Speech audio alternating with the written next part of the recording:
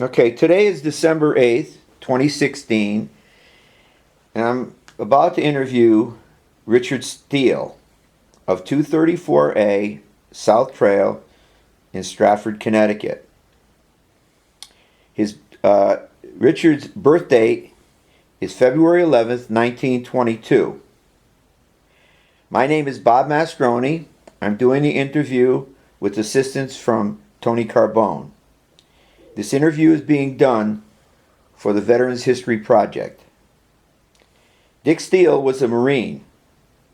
He served in World War II and in Korea, and we are now ready to begin his interview. So, Dick, my first question to you is, how did you come about your enlistment into the service? Can you talk about, in fact, I think it started on December 7th, 1941. So take us back and tell us the story, what happened. Well, on December 7th, which was a Sunday, we were having a family gathering at my daughter's place, but and my brother was in uniform. He was a ROTC, Rutgers University, but he had received orders because at the time, I recall, we are aware as we gather that has been the bombing and that war has started. But and my brother's there in uniform, having already promptly received orders to move out, and so that really was the shock of that particular day, and then, of course, it led to me being in a quandary as to what action I, as a 19-year-old, would take. So that was really that day. At the time, I was out of high school, and was, although I had first gone on a job up in Hartford, Connecticut with Hartford Accident in 1940, at this particular time, I had come back home to New Jersey and was working downtown New York in the order room of an investment firm on Lower Broadway. So that was that day. The next day, Monday, of course, I do recall standing outside at lunch break on Lower Broadway, and we and others were looking up in the sky, wondering if the bombing would continue over New York. So that was the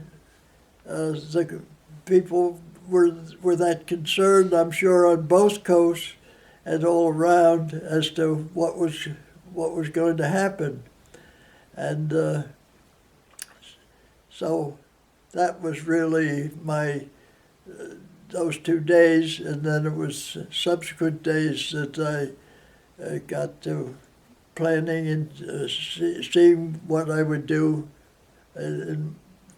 for myself as to the war and my job and things like that. So when do you go to you go down the recruiting office Oh, and talk about what happened? yeah. So then I'm deciding as to what I'll do, and I decide I think I'll try to.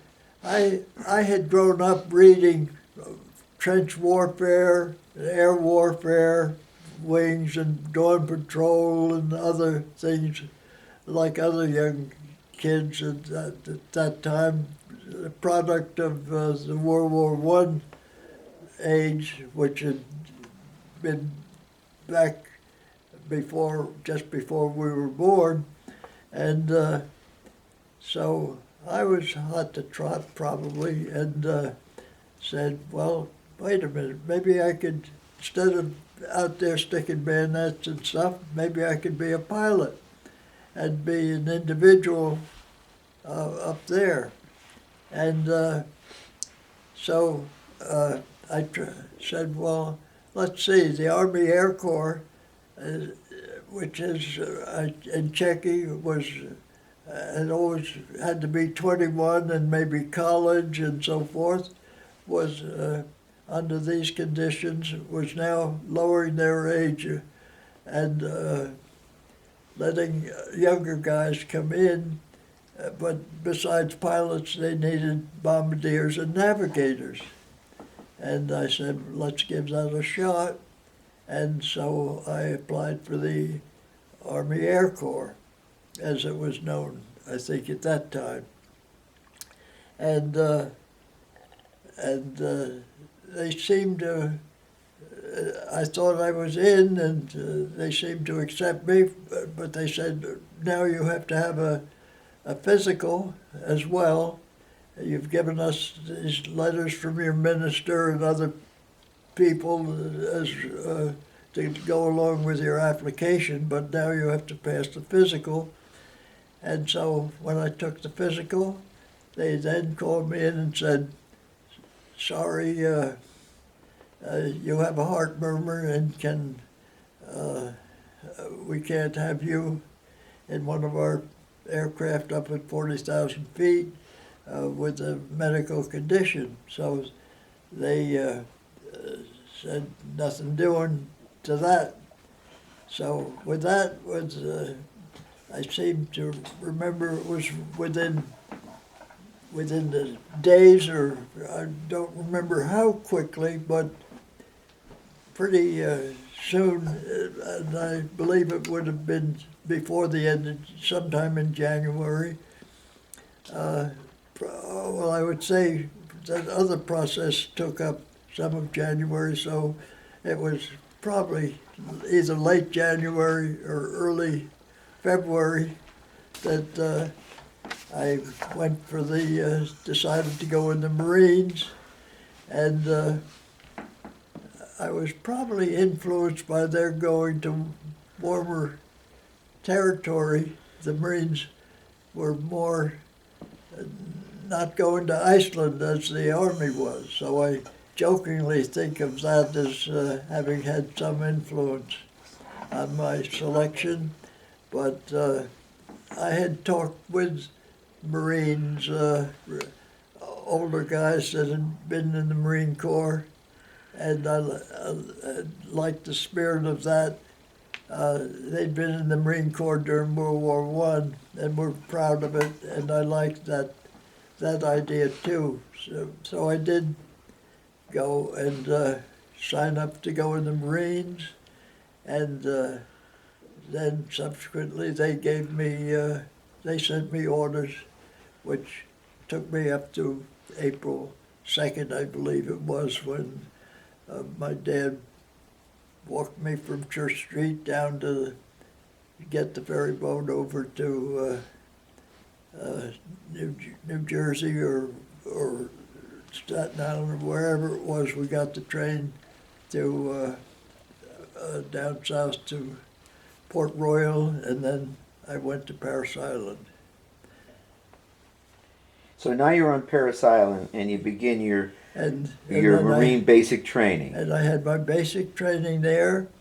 I've since been appreciative that back in my high school time, the only camping experience I'd ever had, really, as maybe older members of my family had, but they didn't, by that time we did not do it for the younger ones.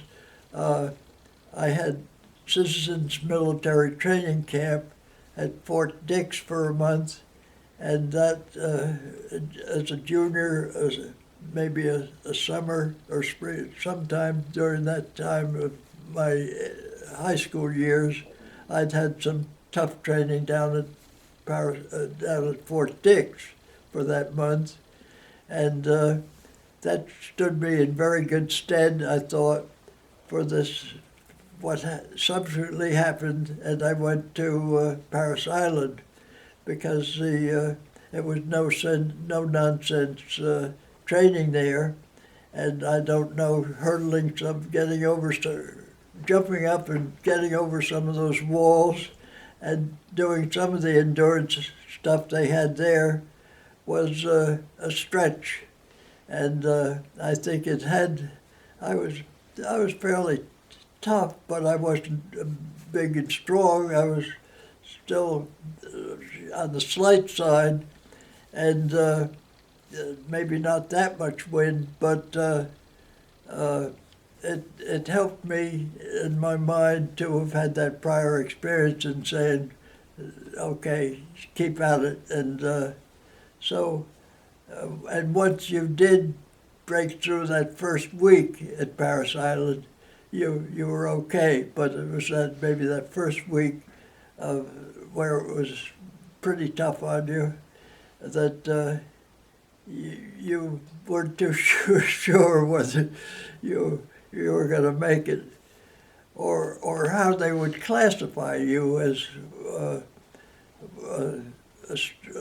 a regular guy, or maybe a slighter guy that should be maybe not doing the tough stuff, but should be blowing a bugle or what we call the field music, and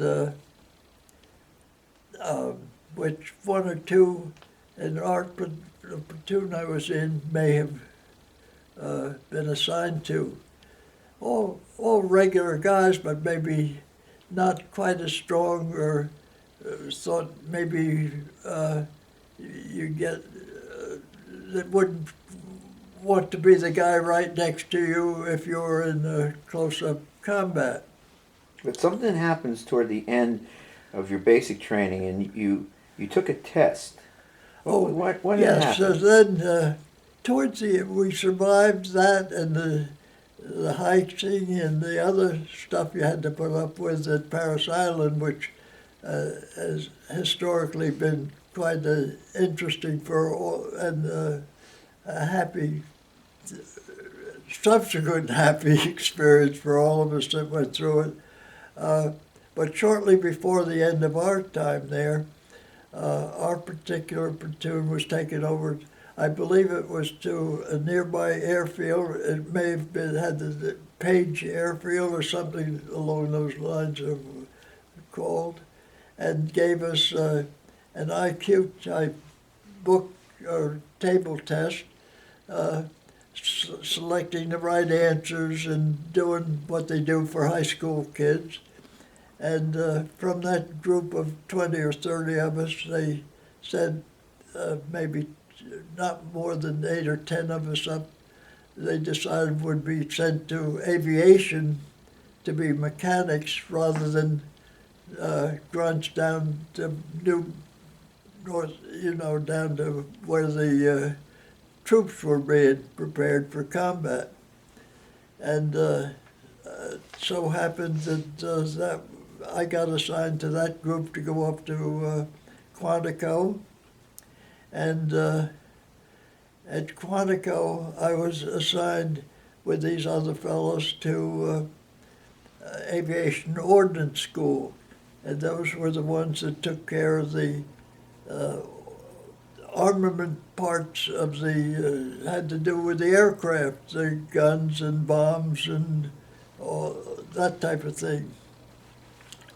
I remember one class, I think it was just taking your pistol apart or something like that and putting it back together, and maybe a couple of little books telling you something about it. But you really didn't learn too much about how you were going to lug around bombs and things like that. You weren't making these things, but you had to handle them and treat them correctly, because it was a hazardous occupation. The handling, and then properly with ammunition, properly seeing that it was put in the guns, and that the propellers and the bullets weren't going to be hidden. We're going to have a prop that got shot off by the guy trying to shoot at the enemy. But anyway, so we had that school, and that was it for the school, except a couple of us had apparently ended up with higher grades than the others, so at least I came out of that school, having been a private, I came out of that school as a corporal, so I had no particular explanation as to whether it was because I didn't know.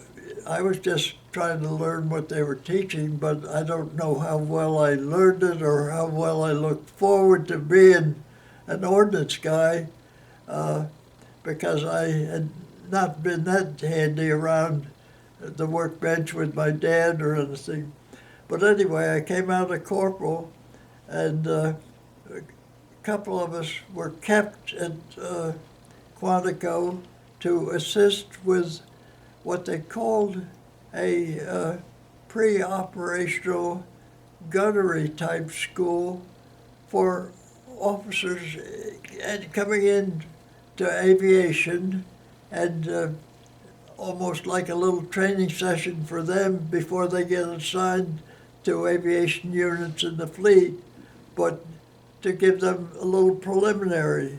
They may have been cadets in the officer candidate school and been assigned to aviation, and they had to have a few weeks or whatever it was for just basic testing. And so I remember that one of the things I did was help with aircraft identification, and I think I flashed something on the screen, a picture for a certain number of seconds of a silhouette of an aircraft in the sky, and then I'd take it off and ask them what was it, friend or foe, and that type of thing. So if they were out with the fleet or wherever they were assigned, and there were planes above, whether they'd know whether they were friend or foe.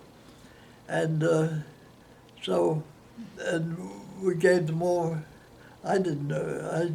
I knew what it said because I was the guy, and we all knew some of the basic planes. We knew our own small Navy fighters and things like that.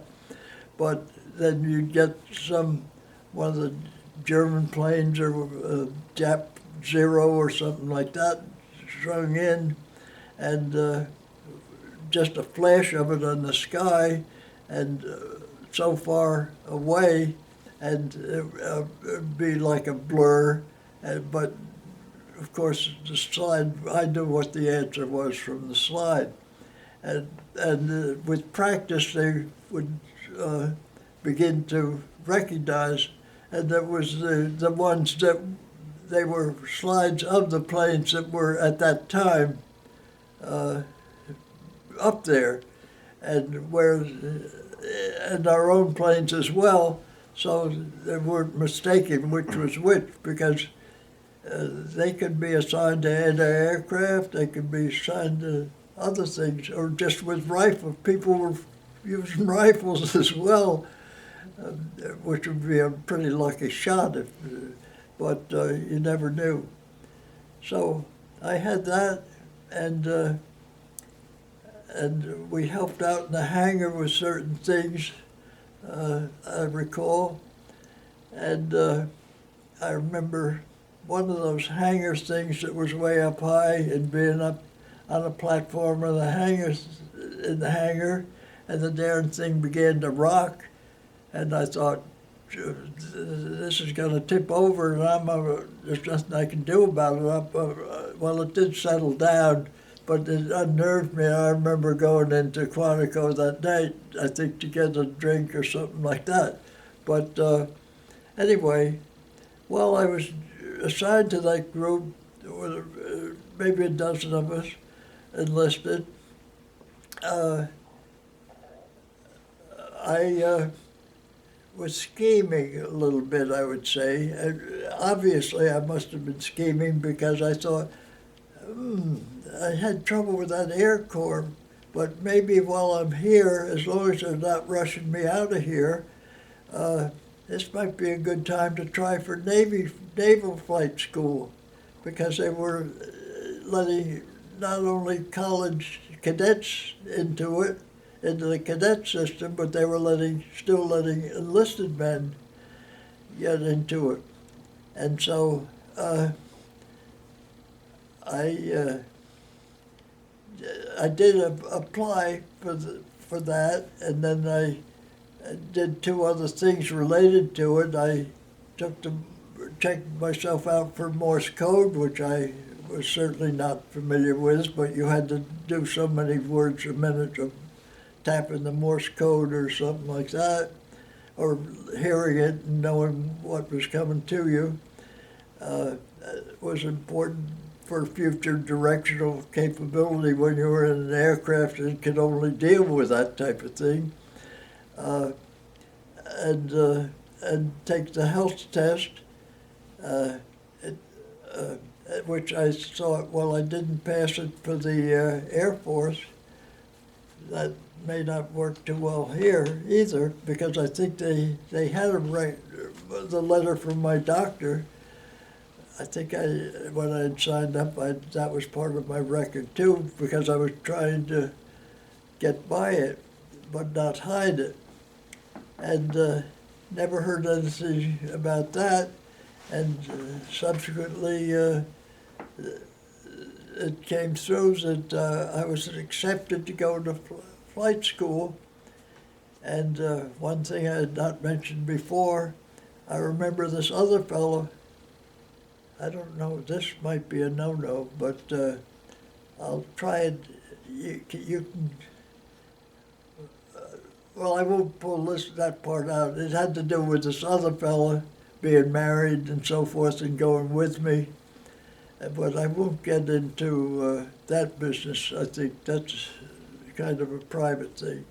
But anyway, we went off. That was now around March of 42. Yeah. March of 43. Yeah, because I was 21 then, that's right. I remember my 21st birthday occurred while I was at Quantico. And so I went off to flight school at that time, having passed. Apparently they had no trouble with the physical, and they let me stay in what I was doing there until that came through, and which was certainly a lucky break, because I was getting away with whatever I was doing and not being shoved on. And where did you go for flight school? And then so took off, and I believe went to New Orleans, and I'm trying to say, I think it was Natchitoches, Louisiana, for some weeks there, and some like college type courses, because that was a branch of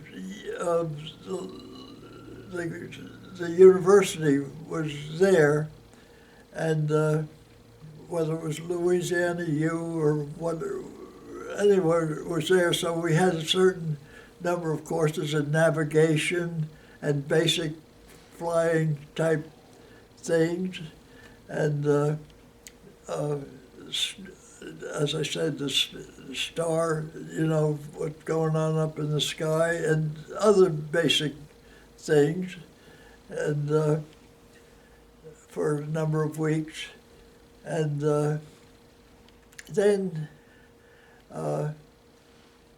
from there, we went down to New Orleans, and we lived in a house near Tulane University, and any of the physical stuff we did, running around tracks and so forth, was at Tulane on their grounds, but the flying was over at Lake Pontchartrain, where the little airport was by the lake.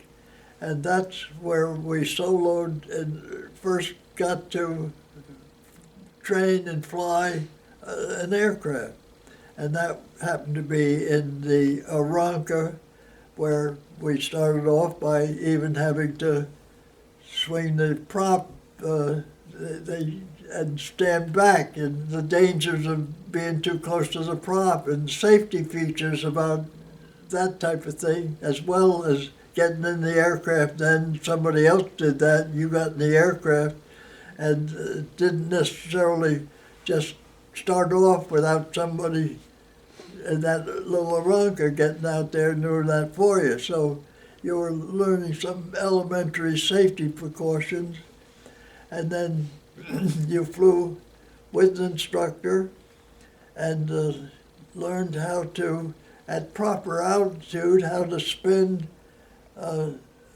which you never wanted to do, but they had to teach you how to get out of a spin when you were high enough, and how much altitude it took to recover from a spin in a little light plane. And so there were lots. What came to pass was that stood me in very good stead, and I learned that if you lost airspeed and the plane began to shake, you better get that nose down and recover airspeed, and then get going before the instructor who had turned off the speed, the throttle on you, before he realized you had recovered okay and learned how to recover from a threatening situation. So we had lots of that training up at 3,000 to 5,000 feet, because it might take 700 or 800 feet recover. So that was very important right at the beginning from a safety standpoint. And but then after a few times they said, okay, now you get in and you solo. And that's a kind of a test there, because that's a different ball game, and you have reached the point of no return when you're told to do that. You go out in the plane and say, that's it.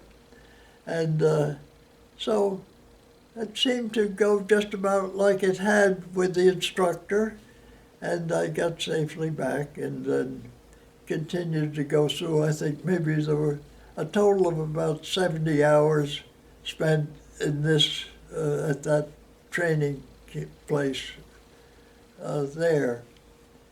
And I believe it was, so I was there maybe from, I forgot, March or something, and then I believe I went to Grand Prairie, Texas next. And Grand Prairie is where they put us in a different type of plane. It was the N2S Stearman, which is a biplane, and had an instructor and a student front and back of each other. And that was more than just the Aranca.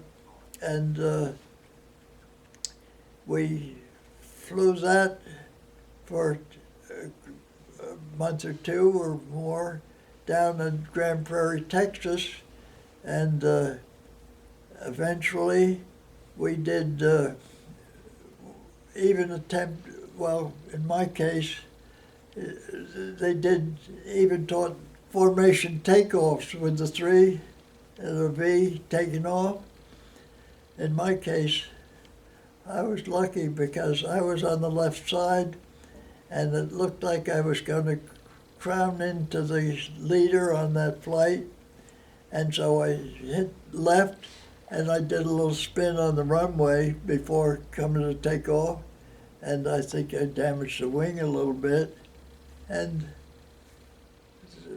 I didn't end up doing that formation takeoff, but they were discontinuing those anyway, and they never seemed to, they didn't say, okay, you're all through. They let me get by it and didn't make a big deal out of it, which I was happy because that was, I may have had a couple of those type of things happen, and I thought, geez, I don't know how you got through that one, but there, as you learn later on, there were a few things like that happened, and some guys got immediately X'd out or dropped out, and some, like myself, got through some of these things luckily, and didn't come back to mean that they couldn't do the rest of it, but they had close calls. So anyway, we did that, and you made some pretty bumpy landings at times too, which meant you would cut it out a little high, and then it was a little tough on the wheels going down, and so there were various things when you're learning to fly that you go through, and you just keep going along. So that was at out in Texas at Grand Prairie, and had a good. Oh, incidentally, being and going through the program as an enlisted man versus being a cadet, you had certain, after hours, you had certain freedoms that the cadets did not have. The cadets were definitely officer material guys from colleges and so forth, and they were very restricted on what they could do off hours, this, that, and the other thing. But the enlisted guys, like myself, had freedom to go into, if they could, go into town, do things like that. Well, one of my sailor buddies also had a motorcycle, and I remember going someplace with him on the back of his motorcycle, and I figured maybe flying is one thing, but riding a motorcycle, particularly on the back of one, is not for me. And I weathered it, but I did not look forward to going, oh, we might have been doing something in town that night or something, and I didn't look forward to the ride back to the airfield the next day, regardless of any naughty time we might have been having in town. But so Dallas was, I remember the Pirate's Cave comes to mind. This is a little off story of, I think that's the only, Pilot's Cave was a little, merely it was just a little joint down along the street. But that's the only place I ever remember being asked to leave when I was, I thought, well, that has a good name. I think I'll be bragging about that one because either I was getting noisy or getting, which really, it's never been my thing in life, but I must have really been halfway out of it because they're saying, no, you're going to have to get out of here or something like that. So the details of that, other than probably being bombed out of my mind, was all and I've enjoyed, thank you, and citing that as this little peaceful guy you see here must have had his days, had some fun.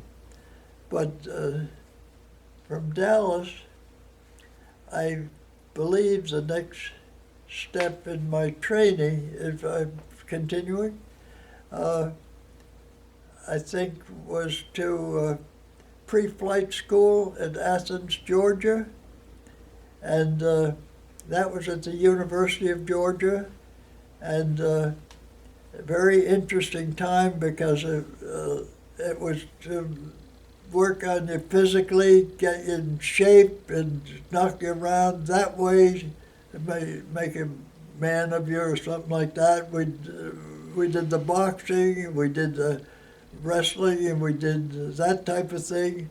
But we also helped out in the community to some extent. And I think I remember being out there picking cotton or something at one time. And and I did have I think I somehow got over to see an aunt that lived in Atlanta that I only saw once or twice in my whole life. Maybe that was it, that lived in Atlanta. And that I just remember it was strictly the cadets were major domos there. Those of us that were enlisted just happened to be a little of the scum that was mixed in with them. Because when I have a class picture of it, there were just a smattering of a couple of sailors and a couple of Marine guys in it. And and I think actually one of the coaches there, because this is where some of the big time athletes were too, either as instructors or big shots on their baseball team or football team that these various places had during those years.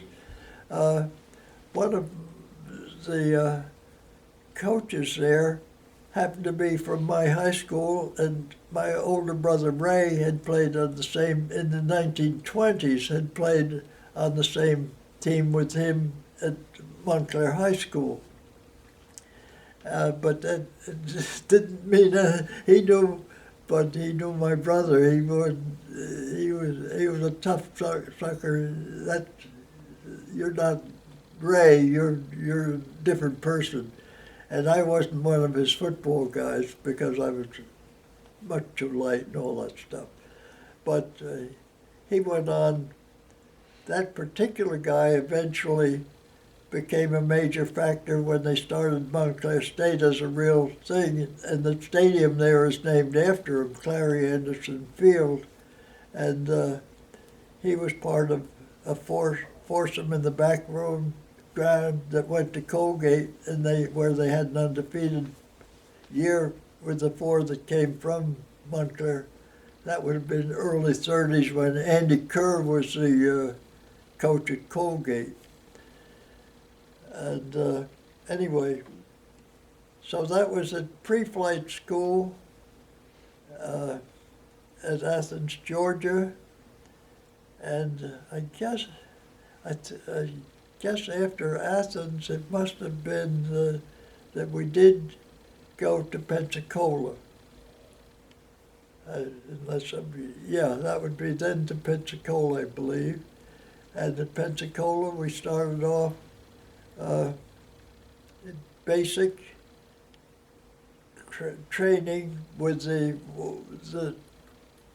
SNV, what we called the multi-vibrator. That was our nickname for it. And where during the early first few flights of that, I had that interesting experience learning how to shoot at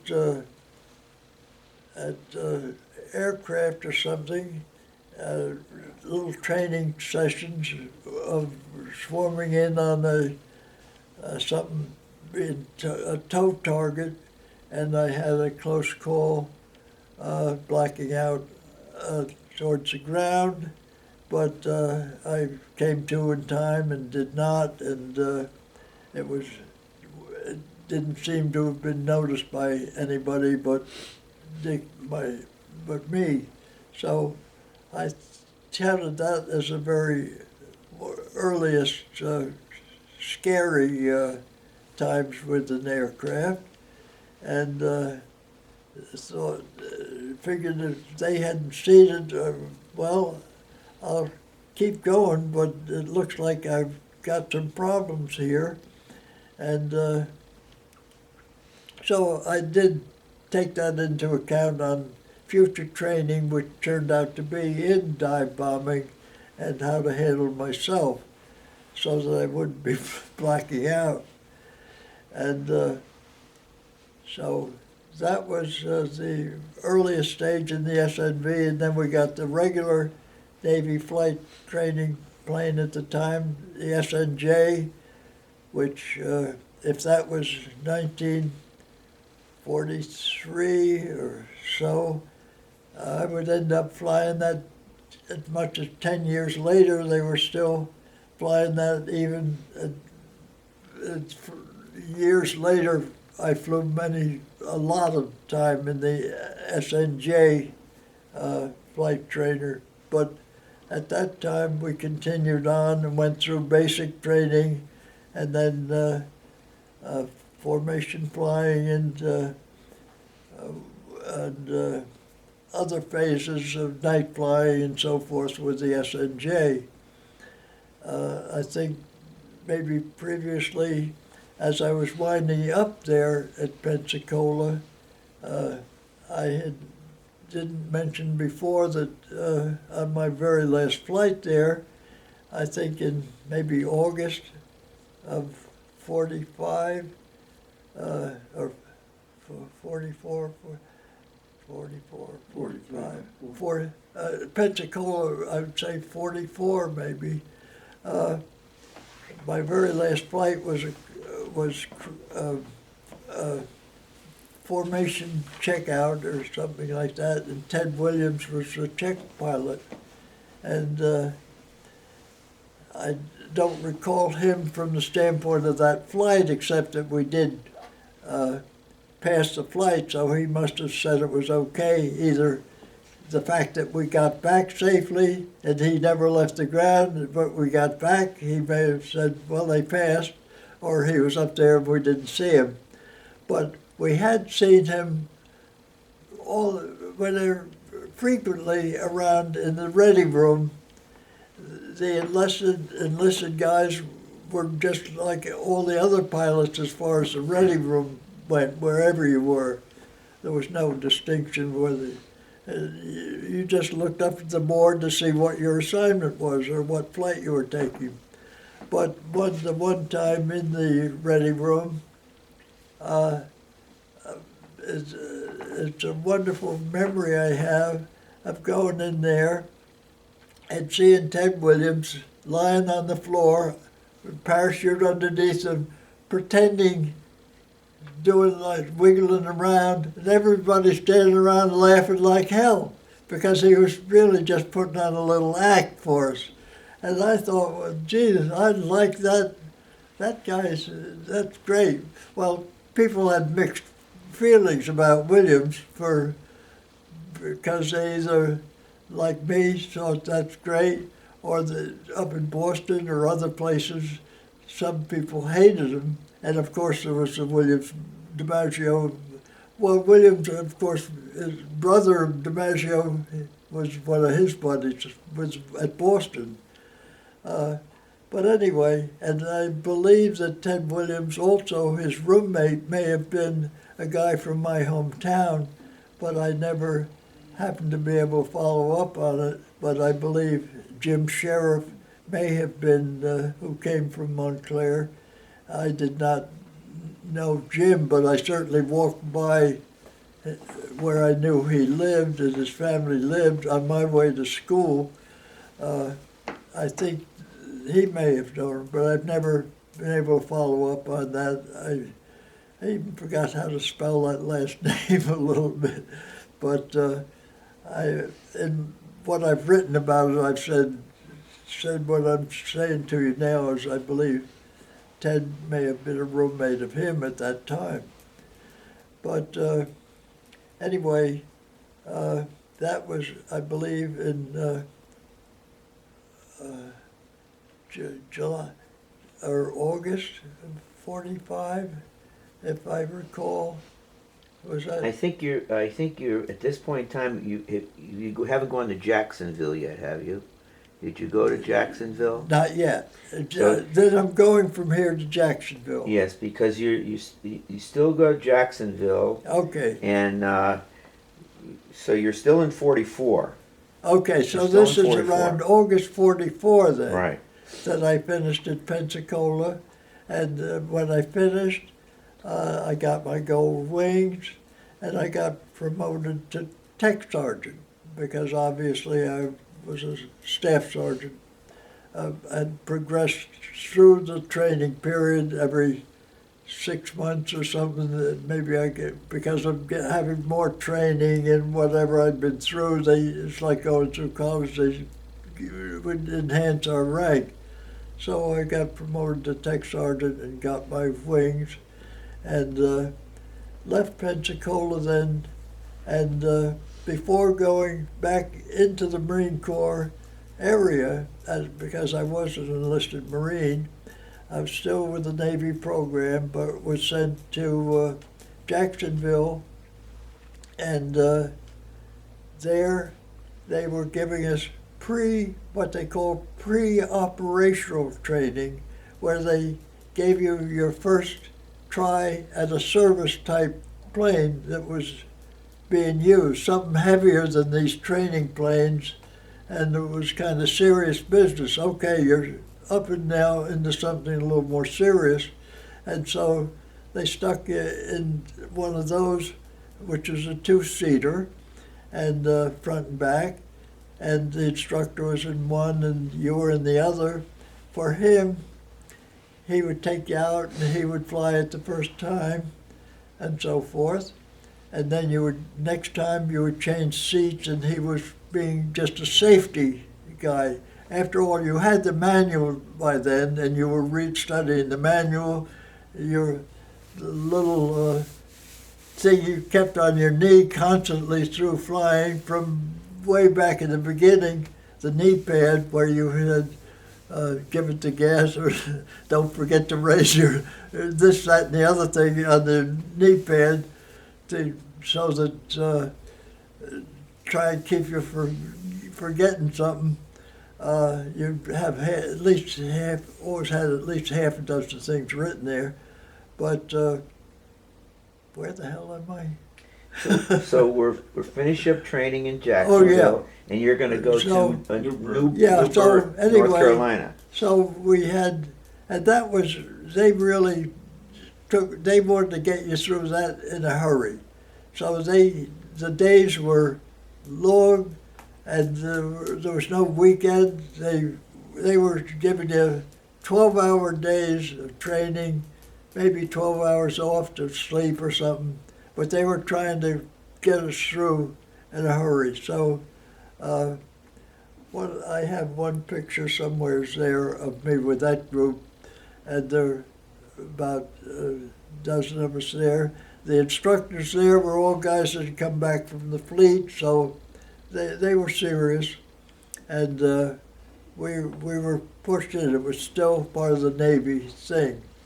And then from there, the orders were to go for the sailors went one direction, the Marines went to where they were training. So I got sent to this Marine, what was to be a actually it was an attack squadron or some kind of like that, where they had the Corsairs. And so I go there and I join. That was at Newburgh. Yeah, that's where I arrived there. I'm the only enlisted guy going there at that particular moment, with some other Navy Marine guys, because we're going to the Marine squadron, and but I'm the enlisted guy. So I arrived there. Yeah, I'm the only enlisted pilot, as I recall, at that particular moment. So, but I arrived there, and I'm one of the NCO guys, and the others are all officers. And in the ready room, getting ready to fly, everybody's the same, because they're just waiting for their next assignment, that type of thing. But after that, other than that, the enlisted are NCOs with the regular NCOs around the base, and the officer club, and this, so it was distinguished that way. To me, everything was up, so I don't remember that was not disturbing to me, because I'd had more fun than the cadets going through flight training. They were more liberal with us than they were with the cadets. So here, I was in mixing with the officers there, but not at night and so forth. But I got along with all of them and knew them, and some of them were older guys, and they were pretty nice. All the other flyers were all good. I had nothing but buddies amongst all those guys either. Some of them even had missions and had flown before, already overseas. And one of them happened to be this fellow that had the girlfriend in my hometown. I learned that from the mailbox down in the ready room, where I pulled out mail that had his name, Stewart, and my name, Stewart. The mail was in that same box, and he was getting mail from my hometown. And so I got chatting with him and learned that he was engaged to this girl from the other end of town. And so that was interesting, and we got talking about that a lot. And so certainly from the flying time, we were buddies, and looked forward to sometime later on getting to know each other better. And So let's go to July now. It's July of '45. You've now been in training for over 3 years as a pilot, yeah, and it's time now that you're going to be sent. When you find out you're going to be sent overseas, Yeah. how does that come down as an order, and where do you go from well, there? they were very slow with me. I think they must have had a problem with me for some period there, because I think I was a little slow being moved. They had shifted over to the other plane, the SB-2C.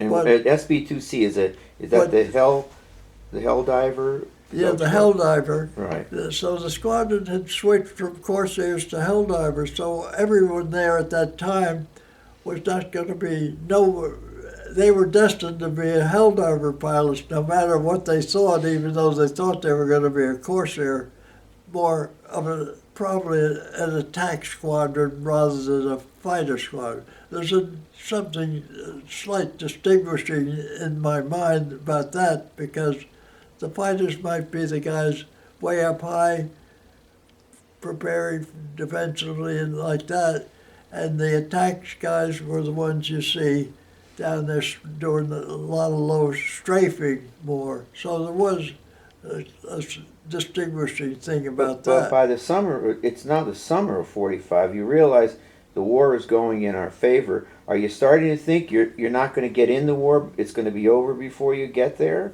You think you're going to? Oh, no. No, you're No. confident you'll be able to get into the war. Oh, even on the ship going over, there were, which happened around February or something of '45, something like that, or whenever. No, I got my temporary commission around February. I think it was still a delay of some more before I got shipped over. Yeah, till around July or something. But, To interrupt you a second, you're going to become now a commissioned officer, a second lieutenant. Yeah. Now, you're on the home front. Talk a little bit, what was it like in the country at that time, meeting people on the street and so forth? What was the feeling in the country about the war and what was going on?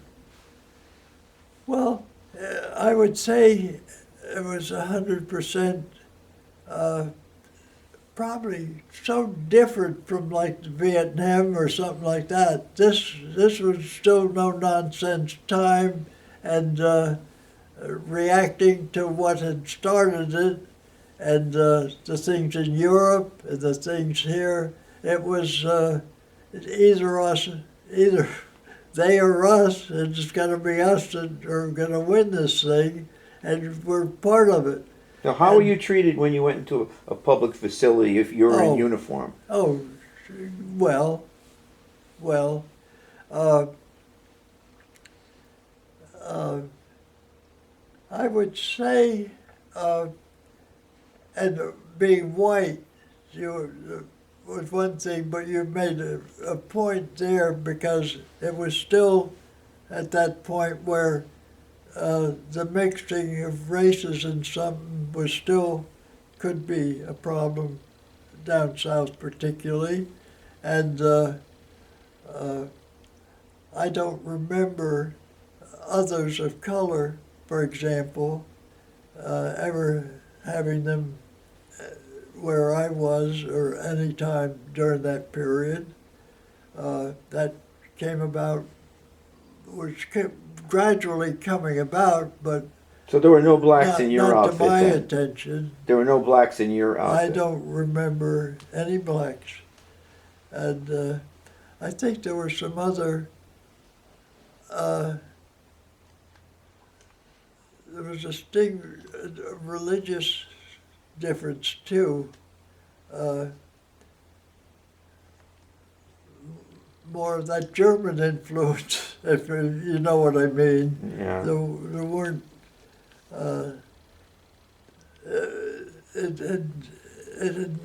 nobody knew what was going on over in Europe.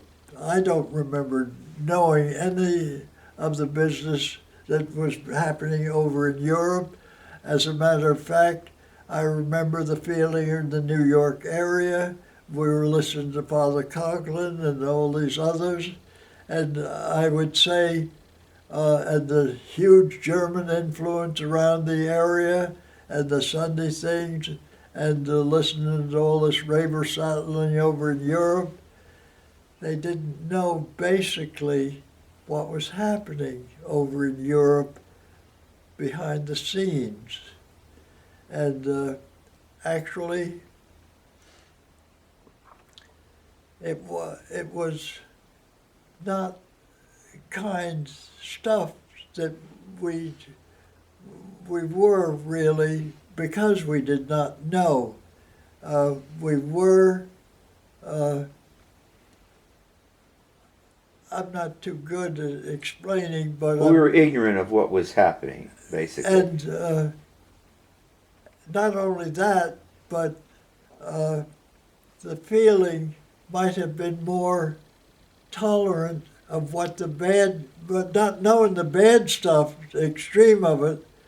There was a certain anti-feeling generally around with people of money and things like that, that that aroma was around. Okay, so let's get to Yeah. let's get on the train. We go to California. You're Yeah. going to get on a ship, and you're heading to the Pacific. Yeah. You don't really know where you're going at that No, point in time. And I am with a group that includes this fellow that's engaged to the girl in Montclair. He's part of the same draft. And would end up, when we do get the island, we would end up in the same tent. There were 4 of us in the tent, two others. And what island are we talking about? Ulysses Atoll. Which is in the Carolina? Western Carolina Islands. Okay. An aside there, during our which I had mentioned before, at one time a tent next to ours was for about one night or two, possibly 2 nights, was occupied by Gene Autry when he was floating through on one of his trips. Now we could not get near him. We were under strictest orders. Well, was he with the USO? Yeah. So He you was- had a USO show on that Yeah, island? he was passing through, and we were just, I bragged about it because I thought, well, I saw the guy, but boy, you could not say boo, even though you're an officer and all this stuff. No, any other celebrities come to the island? Well, I think Charlie Ruggles, I have a note of Charlie Ruggles, and then I have a note as to a woman that was on TV every day in the morning, whose name I've written down someplace, had one of those talk shows in the morning, and was on every morning. All the women would listen to her all the time. I think she came through and was with them. I had seen Jack Benny once when I was way back in Quantico times, when one of my buddies was a college buddy of whoever was the singer with Jack Benny at the time. Very popular guy, but my buddy was a college friend of his. But anyway, I just saw him. I saw him on the stage. So now you're on the island. And now you're close to enemy territory, and you're about to go out and fly your first mission as a dive bomber. Correct? Yeah. Talk about that mission. What that was like. What did you do? Well, I'm part of a group of I forgot whether it was 3 planes, groups of 3. And I'm part of that, and this is, say, my first mission, and we're going to go to this airfield and continue to help destroy it. It had been well done by then anyway, but we were continuing this, and if there's anybody down there in the way or little shacks or something, you can never tell what happened at night, whether they could get something repaired and get a plane out of hiding or something and come up. So we were continuing that. So I do specifically remember pushing over and going down and knowing that this finally was for real, and trying to remember what the hell you're doing and to pull out smoothly. So you dropped your bombs and everything release was the okay. and swing away. And but didn't you have an incident where you ended up crashing? Not then. Oh, that's later. No, and but that's the type of thing that Bush would have been doing at the time he got tagged, and then ended up having some problems, and he did well by that. He got escaped. I've forgotten the story with Bush, but it was that type of thing. He was doing some of that stuff and got tagged. So you weren't there that long, and then the war ends. Then the war ends. Tell me how you found out the war ended. And I don't precisely know. I think I heard it maybe on the radio or from the guys or from the announcement. And then some of our officers there were, and we saw this, got on a boat to go from to Yap to work out the surrender with the people on Yap, who, in one of those pictures there, I may have a landing picture of what they'd written on their airfield,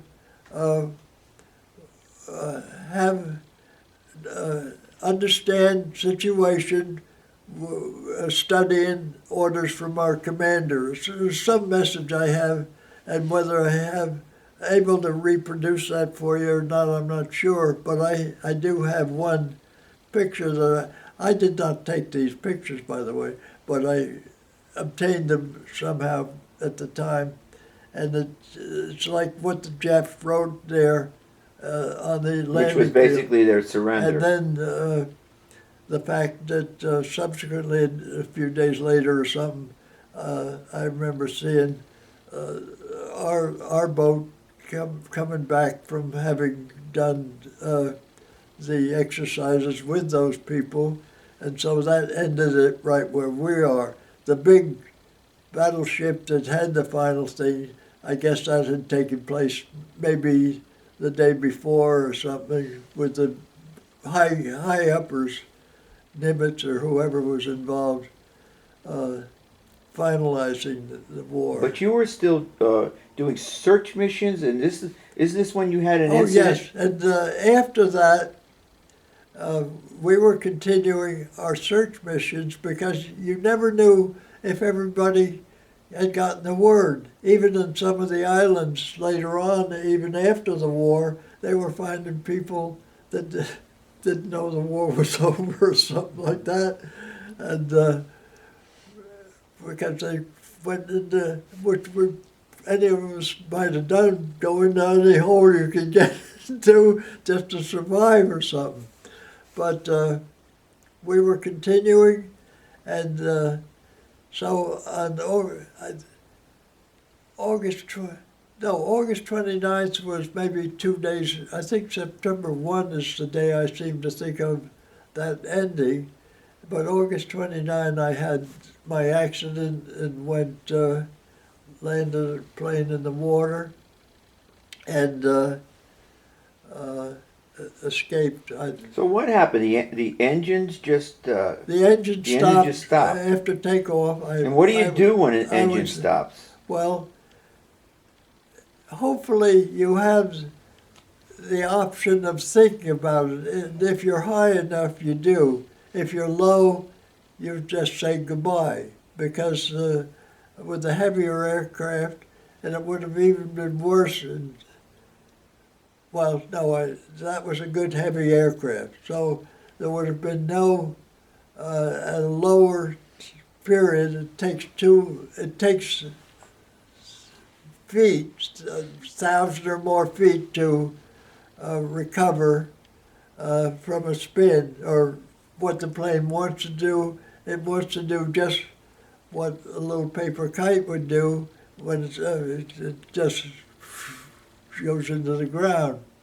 So at this case, it still had the forward motion, which isn't great. We're not talking way up, but it's at least over 100 miles an hour or something, because you're airborne at least by 80 or 90, something like that.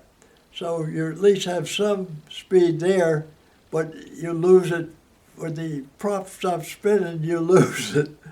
So the first thing you have to do is get the nose down and hope that the air will let you, cushion you, and maintain some of that speed. Because if you don't, you lose it very quickly and you just twist it over and plummet down. And then, unless you're up at 10,000 feet, you don't have room to scoop out.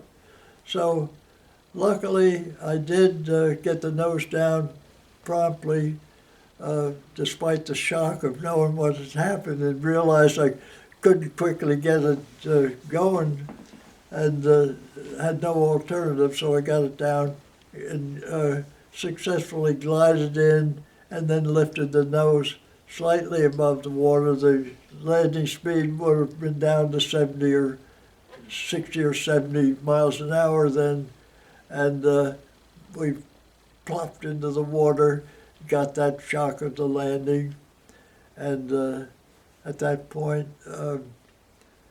You got hurt, didn't you, when it landed? I got hurt and was dazed, as you put it, and was sitting there, and my gunner obviously had successfully cushioned himself, and maybe he had already grabbed the life raft and put it in front of him, which, now that I think of it, that might have been the case, because he's up there next to me and alerting me that I'm sitting there, wake up and get out. And I got out, and the plane went right down. So I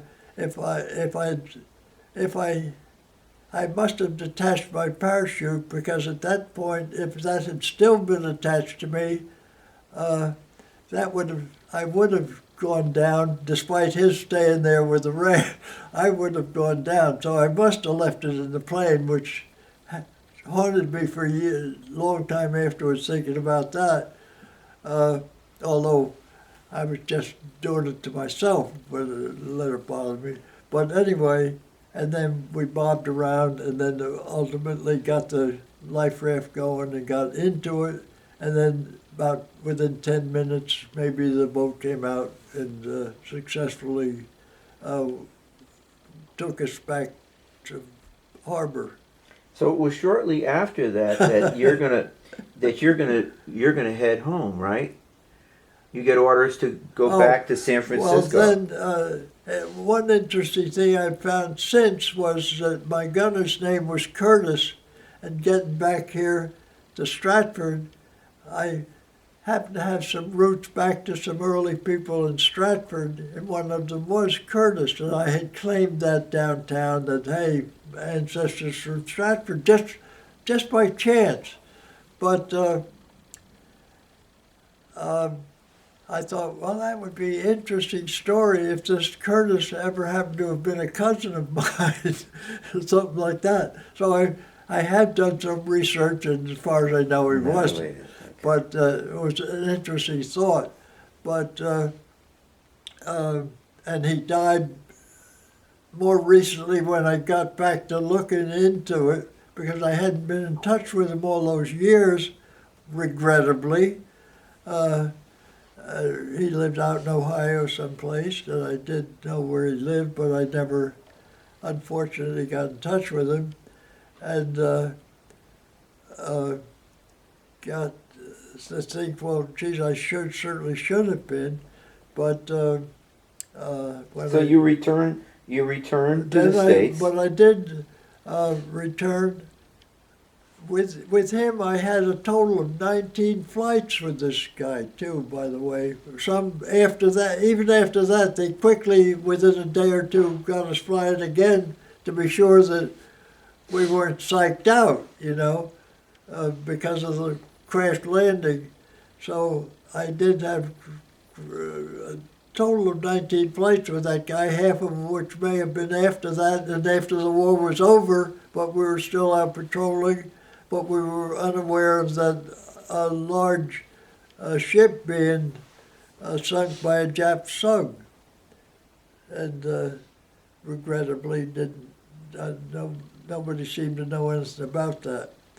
But well, they were under orders not to tell us or something. But so then I got orders home. And, But you come home, but your service days are not over. You're not getting out of the service. No. How is it you didn't get out? They sent me back to, I think it was to Pensacola, to be an instructor in those SPDs for other people to do pre-flight training. And be like I'd gone through a couple of years before, and then I was the instructor, the new second lieutenants that were coming from Pensacola into the Marines this time. So it might have been at a Marine base, but I've forgotten where. But then I'm the instructor, which means I'm the other guy in the plane. That's about all, because they had to know what the hell they were doing. But at what point did you come back to Montclair, and then you meet your wife to be? Well, then they sent me orders discharging me, and I came back to New York for discharge versus where they were going to send me to San Francisco or California. I came back to New York, and when I got home, after a few days back home, I got on the telephone to my buddy's fiancée and spoke with her, agreed to go over and meet them at the other end of town. And during the course of meeting her mother and Helen, who was Bob's gal, her sister came through from her job in Newark, working in Bamberger's or someplace there, and I met Florence, and so it turned out that very year, Bob came home in May and eloped with Helen, but by December I married Florence, so we were pretty close twosomes together from then on. And you had 2 children.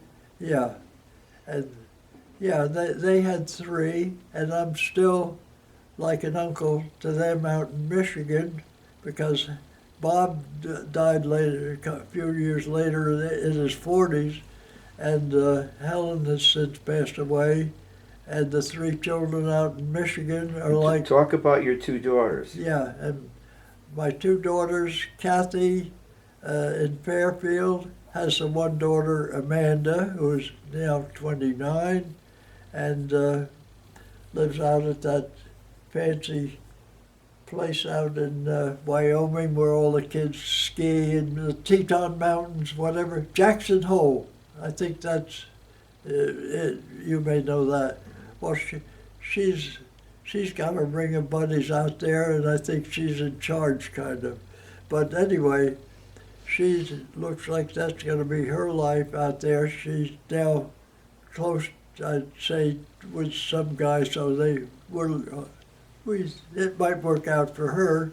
And the other daughter, Mildred, lives in Philadelphia. She's single. She was married at one time, but she is a single lady, and will be up here for Christmas with me and so forth. So your experience basically is not over. World War II is over, but you stay in the service, and now we get to the 50s, 1950, the Korean War starts. Yeah. And you get a knock on the door in, not 50, but 1952. Who came knocking on your door? Well, a Marine lieutenant of some came to the door in uniform. I'm home. I happen to be in my pajamas because I'm home with pneumonia, walking pneumonia or whatever they call it at that time, not in it working. And the 2 little kids, one 2 and one 6 or something like that. And he, because of the Korean War, they need more pilots. And come on, volunteer to come back, sign this or that. And I said, no, I can't do that. I can't volunteer to come back. And so that's the way he left. I felt badly, but I mean, he's asked me in front of my wife and kids, so I can't very well, and I'm 32, and I didn't know whether I'd remember how to fly or not. But you get a letter in the mail. I hadn't thought of flying. But you get a letter in the mail telling you what? Oh yeah, then probably within, it must have been within weeks or something. To report for duty. I get a report to Willow Grove, and you'll get paid for transportation. So you go to Willow Grove for retraining, Yeah. and then you go back to Pensacola for more training, and then you end up back in Korea, don't you? What they took us that were recalled, for example, Williams went back like I did to Willow Grove, but then he went to a fighter squadron and ended up doing very well and did a nice record over in Korea as a fighter pilot, and had some missions and he landed, something happened, but he did well. His reputation was big with the Marines because of what he accomplished with them, and but I didn't do that. They took some of us. I don't think he'd gotten over during World War II. So I said to myself, I had at least gotten over a little bit in World War II, so at my age and kids, they didn't send me back into an operating squadron. They sent me down to be an instructor because they had to have some Marine and some Navy guys, just instructors to fill a billet down at Pensacola. So it was a mix of Marine guys, some older guys like me and others. And so they sent me, and for 17 months was what they said it would be limited to. And so I moved with my wife and family down into a place down there.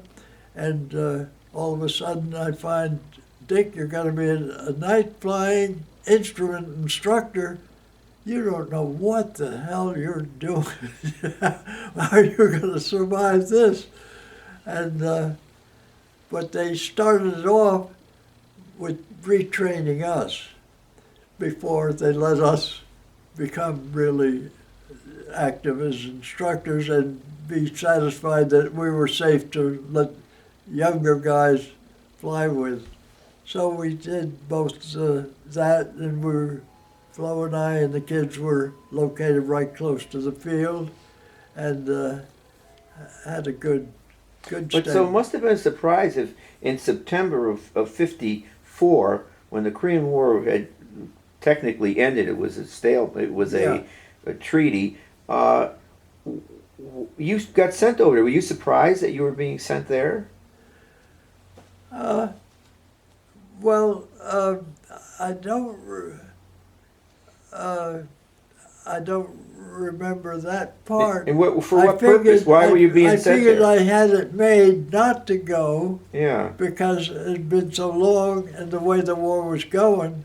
So, as far as I know, I would be finishing my time in Pensacola. And then they said, well, that's all well and good, but we're taking guys out of Korea now, the war, sending them home, but we've got to have still, just like today, we've got to have people manning those air bases. So, and they said, now it's your turn.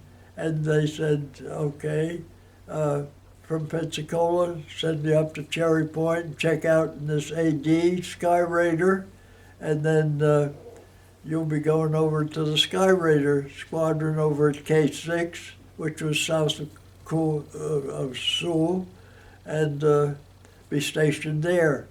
So I was worried about going into that AD because I'd had too much time either not flying or flying the training planes and things like that. And then all of a sudden I'm being updated, not the World II, into an AD. I thought. What's an AD? Well, it was called the Sky Raider, and one of my pictures is sitting in the cockpit of that plane. That's a bigger single engine plane that Tony apparently is familiar with, and it was a big husky single engine plane, and it could carry one hell of a load of napalm or other stuff, which I had. But you were never on bomb runs because the war was over. No, but once again, we were patrolling the line, and we supposedly could have been converted into attack with a smaller. Remember, there was a lot of threatening going on if the Chinese come down, and MacArthur, I'm not sure who was involved at that point, but there was just when we went to the bar in the afternoon, we weren't sure by the end of the day whether we would be running back to the airfield. So it was not an active, any combat. So this went on for almost a year before you come back, right? In 55, you ended up coming back to the States. Well, at the end of Korea, which I was there maybe 6 months or something like that. Then I came back to the States and back to work. And then, But the oddity is, you are now a captain. Yeah. But you stay in the service until age 65. Am I correct? And you become a major. Well, I stayed in the reserves. I had a job in New York. I retired. I had 31 years at Con Ed, so that has been part of my able to retire. And I've laughed at. I've made more in retirement from Con Ed than I ever made in my 30 years there. So I got the best of them too. But so basically, you went into service as a private. Yeah. You came out as a major. Yeah. You were involved in we were talking 2 wars, World War II and Korea. And now you're settled here. Yeah. and in Stratford. Look back now, that experience that you had. How do you, what would your feelings be now about your Well- service and what happened with Well, you? I think I responded before as Dick. What I had a word I can't say out loud, but I said, "You're one lucky guy. You had, and for yourself, you had. I'm not saying for others, but for yourself, you had an interesting survival time." And you got away with it somehow. You got to be 94. You'll be another couple of months. You'll be 95. How the hell? You know, you're lucky. And I can look back at all those different things, even when I was flying, there was timing on things. Say, I don't know who's looking after you, but boy, there is somebody up there. Somebody's in control. And I got in on it. Well, Dick Steele, thank you so much for the service to our country. You're a true hero. Thank you for this interview. Well,